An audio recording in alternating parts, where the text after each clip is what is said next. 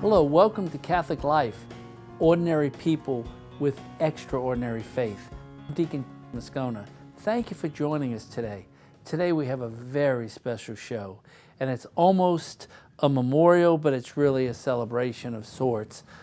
Many of you know I was assigned to the cathedral at St. Joseph for 6 years, and I got to know a lot of folks around the cathedral, one of which was the long time music director, Mr. Robbie Gioir, who we lost very recently, and we had a very big 2-hour celebration of his life at his funeral. But I thought that we needed to do something for the whole diocese. So I brought a couple of his folks over here, members of the choir, Mary Stein and Farage Perkins, and you know, we really never spent a lot of time together, but we did because we had a lot of liturgy together. So so welcome. Thanks, Jody. Thank you. We're glad to be here. So I'll just share from my perspective. I had no idea anything, sick, nothing, and somehow somebody sent me a little obscure email that basically said, and I'll tell you who it was from the diocese. Mr. Robbie Gioir, longtime director of music at the cathedral, is in hospice and is not expected to live. Mm-hmm. And I went, what? He's one of the most vibrant, energetic, lively persons I know, and all of a sudden like that, I'm thinking, oh my Lord, what's going on? So then David Summers plays at our church, and Sunday came and he was there, and I said, what happened? He kind of told me a little bit of the background, and it wasn't but a few hours later that he passed. It was very quick. It was very quick. So do you have a similar experience? I do. So my husband and I were in Italy for the Christmas holidays. We received an email from one of the other parishioners. I've been going to St. Joseph since I moved to Baton Rouge, saying, can you please pray for Robbie? He's very ill. Well, we were in Italy, so there were so many churches, so we stopped by every church we found on the way home to say a prayer for Robbie. Oh, he would love that. That is awesome. Every prayer, and I would just look at that organ and I would just say, oh please, you know, either heal Robbie or bring him home to heaven quick. And by the time we came back home after dinner, he'd passed. And I heard about it from Andy, the cantor at St. Joseph's. It was just so sudden. Right. It was so sudden. Right. Mary? Well, December is a very busy month for musicians. Believe me, listen, that is the one thing that I told some of my friends. I said, what is going to happen? This is the end of the Advent season, right. The Christmas season. I can't even imagine what's going to go on. Right. Well, the cathedral hosts many wonderful musical performances, some as part of the liturgy, like the downtown pilgrimage, the choral pilgrimage we had just done on December 9th, I believe. But various performing groups have their concerts, including Robbie's own fabulous choirs from Baton Rouge Magnet High. And so whether it's the rehearsal or the technical rehearsal or the actual performance or getting some of his choir ready to perform in the Nutcracker someplace else and go into those rehearsals, busy from Thanksgiving, from Christ the King basically on. And then he called me and he said, Mary, I'm not feeling good. You're going to have to take the rehearsal, going to have to take the choir tomorrow, because when needed I would direct the choir or handle the rehearsal while he was still playing in church. Right. We still need to be working, so we had that worked out, and he just said, I can't play. I don't feel good. I don't even think I can move my fingers, and that was my phone call, and I tell him, well, you need to go to the doctor. Andy, our cantor, tells him, you need to go to the doctor. He's stubborn. Andy went and checked on him, and they took him. And the next thing we find out, he's in intensive care. So it was very quick. It was a wonderful experience, I think, for him and his family in intensive care.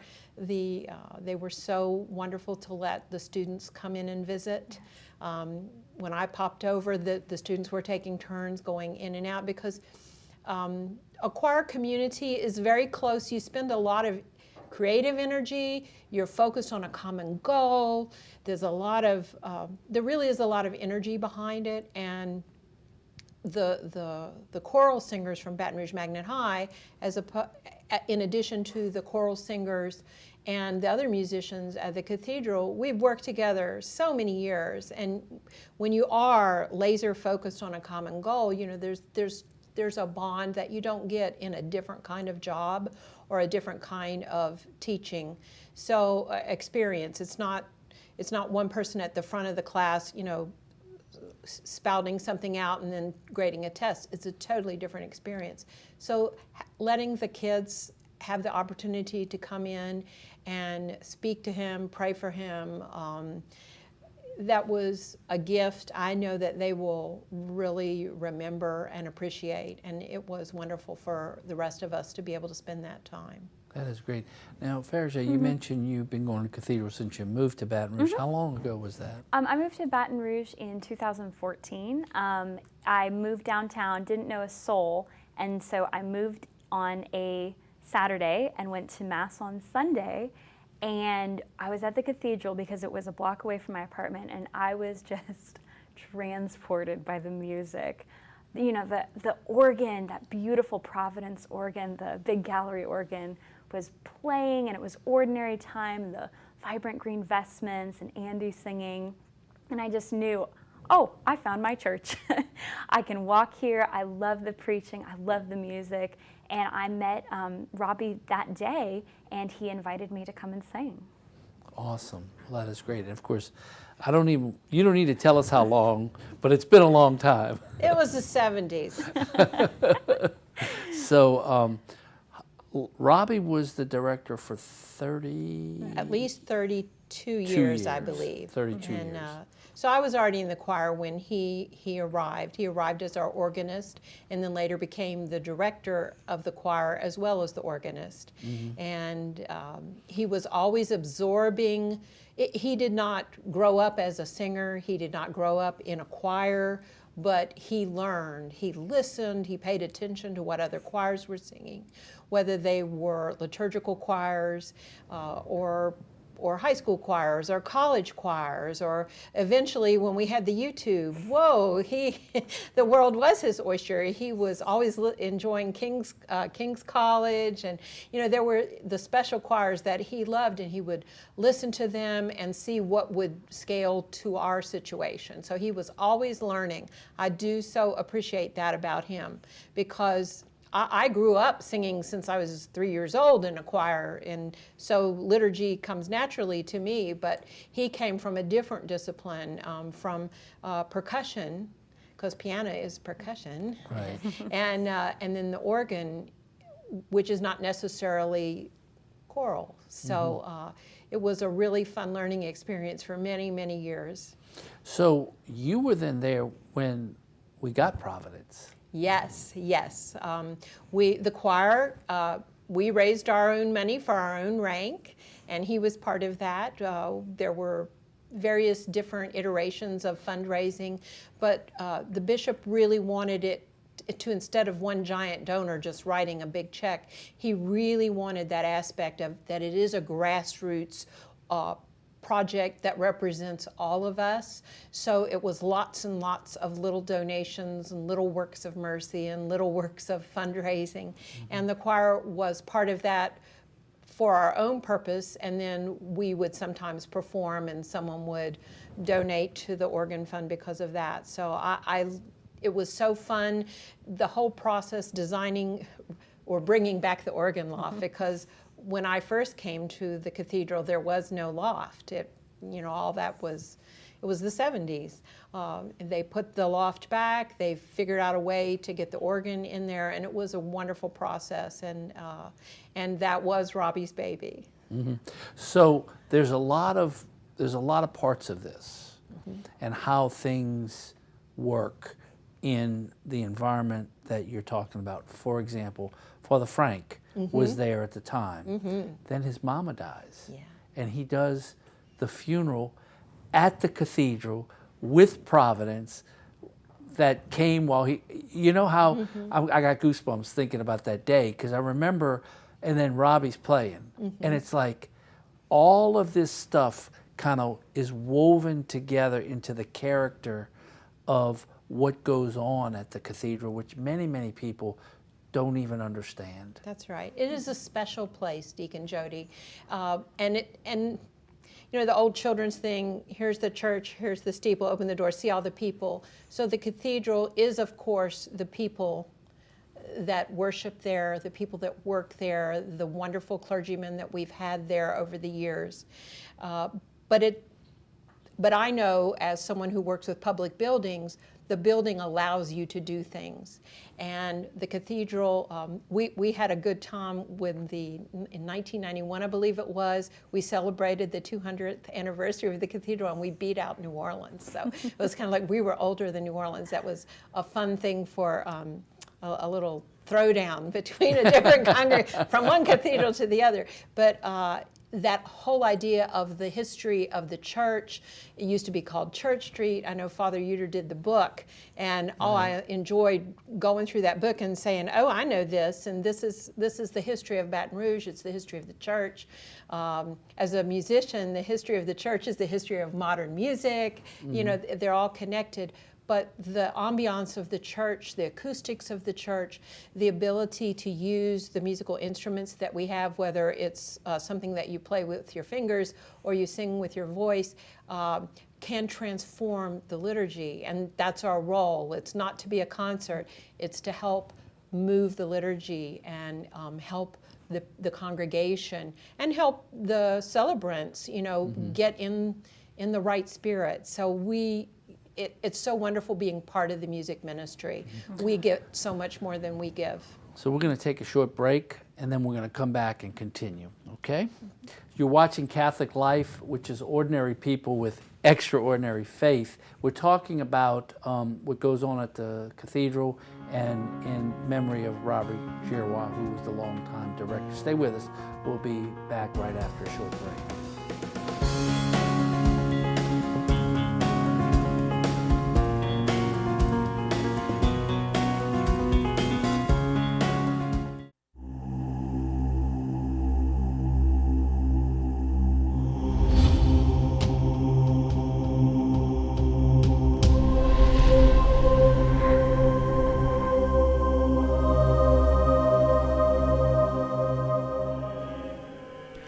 Here at St. Joseph Cathedral, we are famous for our organ music.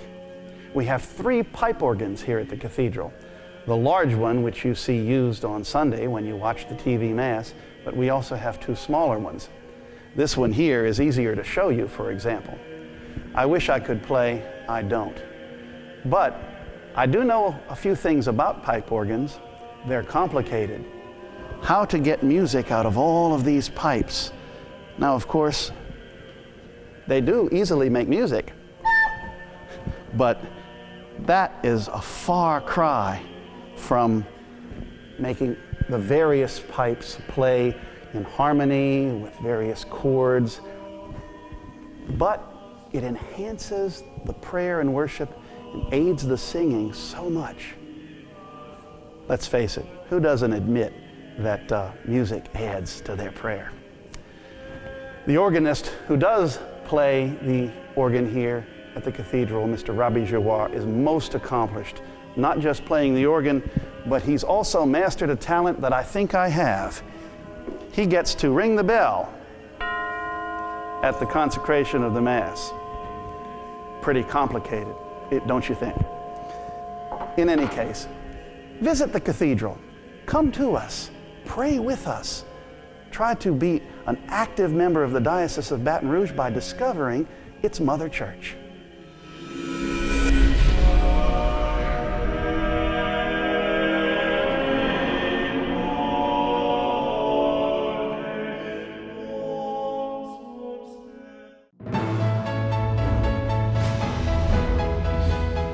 Watch our programming on demand anytime at CatholicLifeTV.org.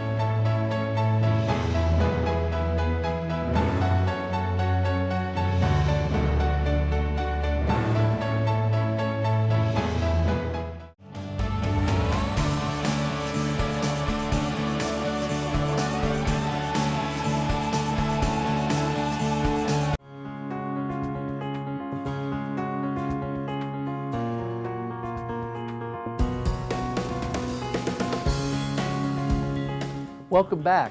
You're watching Catholic Life, and today we're kind of honoring an old friend, Robbie Gioir, who passed and went on to heaven a few weeks ago.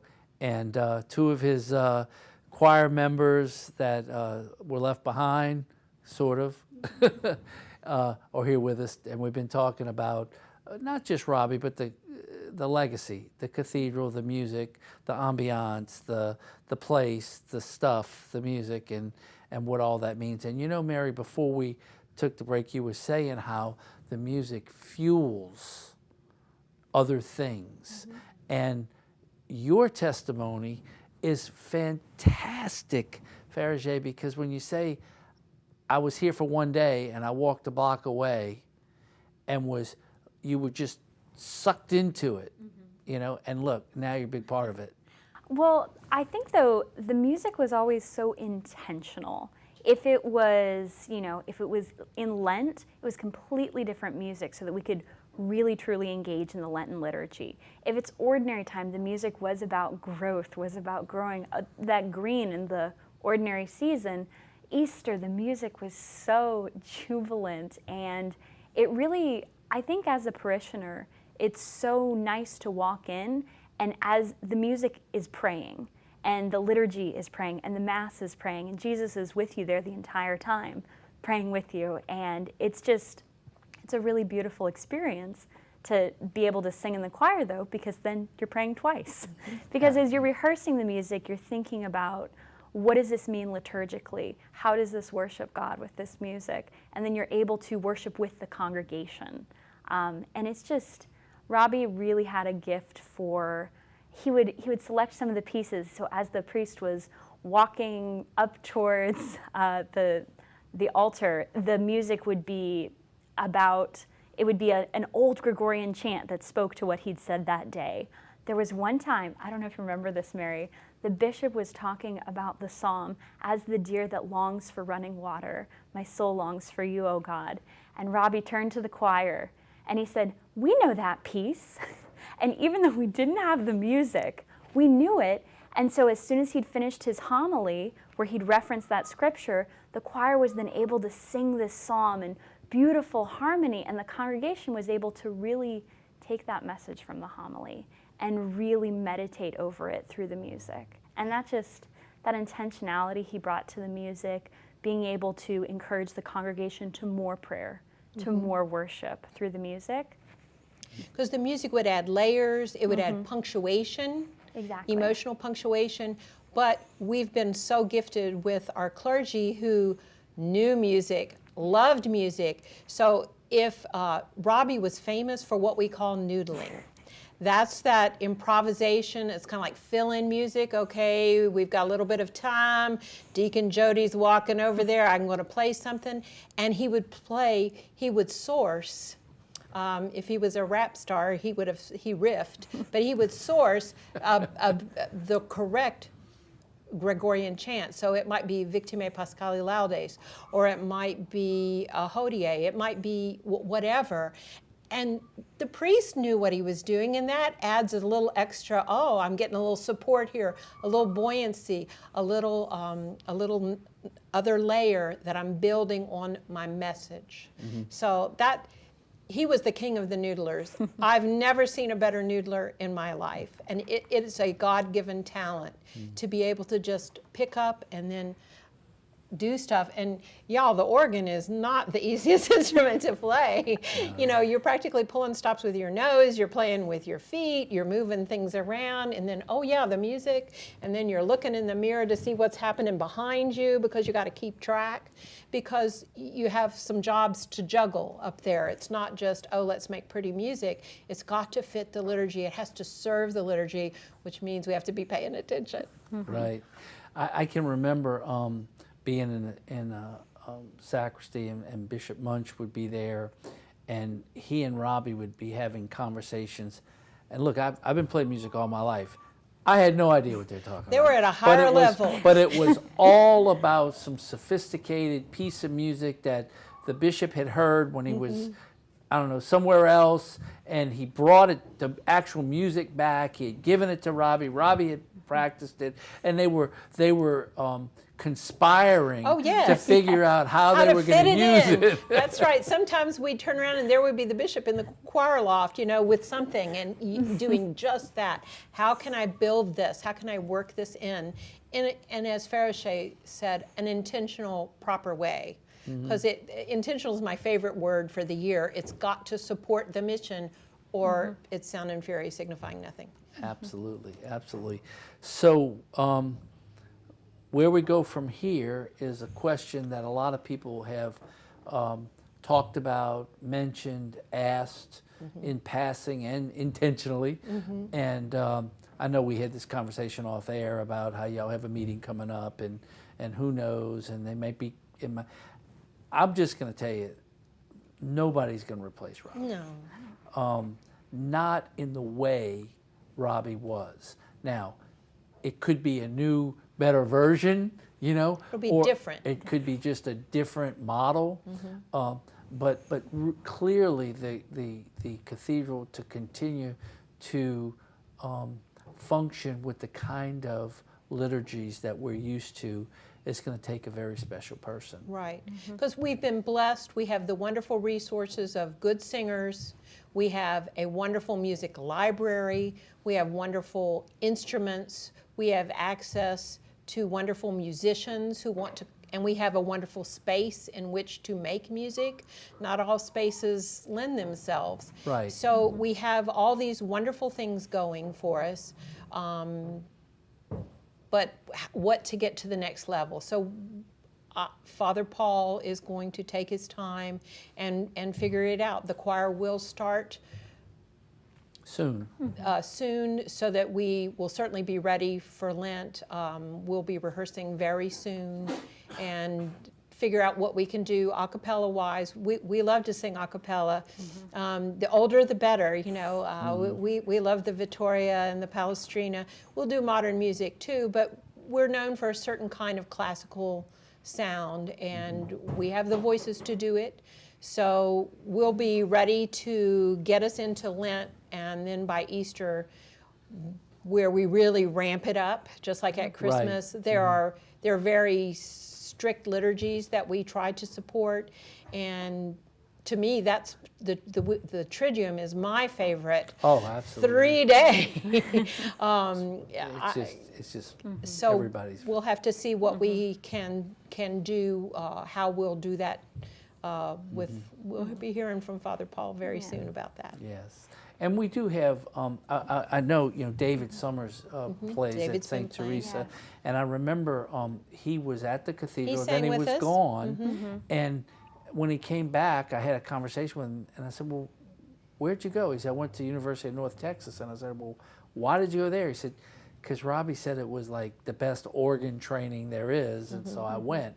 And I went, that's kind of dedication. And he inspired that in people. Yeah. He did constantly seek for excellence. You can watch the entire funeral on YouTube. I did. watched it, yes. And the eulogy, the homily, and the bishop's prayer at the end all support that idea that Robbie was constantly seeking perfection in himself and in his students, in his performers, and striving for that in order to serve God. So David did follow that advice, and a wonderful organist. He played for us the Midnight Mass, because there we were with nothing. Brent Rhodes, another former singer with us, played for us some other masses. So local organists are pitching in, but they all have their own obligations. So we need to see how we can get through the next couple of months, and then we'll see what we can see. Well, you're right about the instruments and the resources that will be available to whoever the next one is. So, are you staying? Of course. Robbie really had a gift for, there was so much musical talent that got attracted to the cathedral, where he would know different people who he would be able to bring in, who he would be able to just attract to the cathedral because of that. And I know we've really relied on that support that the whole musical community and the whole Catholic community has really has really supported St. Joseph's Parish and our music program in this time. I'll stay if you'll still have me. I love making music at the cathedral. The church really sings with you. That's awesome. And Mary, you have a long legacy there. I think you're going to have a big part of whatever the future holds. And I know for me, I can only say thank you for the investment you've made in what the cathedral is, both musically and liturgically. I get back so much more than I put in, so it's selfish of me, really. I love working at the cathedral and singing and making music on Sunday Mass at the cathedral. It's important to me, and I will do it as long as they will have me. Well, I don't think anybody's going to run you off, either one of you. We have a minute or so left. Let's just tell Robbie goodbye in your own way for the folks. Sure. I did tell Robbie goodbye a little bit at his hospital room and a little bit during the funeral. And to me, it was a joyous release because Robbie is music now, and we'll be able to sing and praising without end, and it's just something to look forward to. And I know he'll be riding the fire engine in the sky. So that's a reference to something totally unrelated to the music, but he was we well got known. it. We Yes. got it. We got it. Yes. Farajay? I didn't have a chance to say goodbye to Robbie, but I know that he's got my robe for me ready to go in the angelic choir when I can go back and see him. Yes. So that reunion will happen at time and place that God determines. That's right. Yes. So, well, listen, we've enjoyed having you here. It's been a walk down memory lane, but not just that, it's the current memory lane. That's right. It's what's going on now. It's what we see present in what the cathedral is, not only to the folks that get to go there, but the whole diocese who can see it on TV. Right. And so we all get to experience it in our own way. So thank you so much for coming today. It's been Thank you, Deacon it's been Jody. a tug at the heartstrings. I think we made it through pretty Yeah. well. So thank you very much for coming by. You've been watching Catholic Life, Ordinary People with Extraordinary Faith. Today we kind of bid our farewell to an old friend, Robbie Gioir. And for those of you that haven't, you can see the whole funeral on YouTube, and I encourage you to do it because it was magnificent. So, till next time, God bless.